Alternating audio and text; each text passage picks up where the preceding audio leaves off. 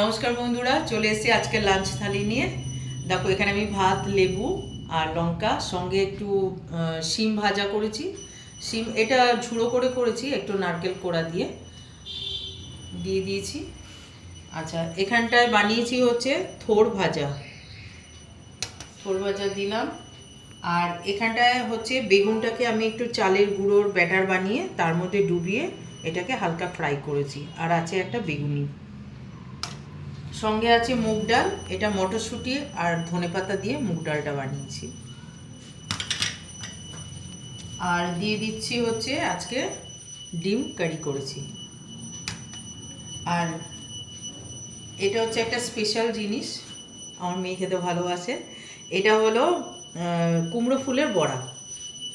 কুমড়ো ফুলটাকে ওই চালের ব্যাটারে ডুবিয়ে এটা একটু মচমচে করে বড়া করা হয়েছে এই।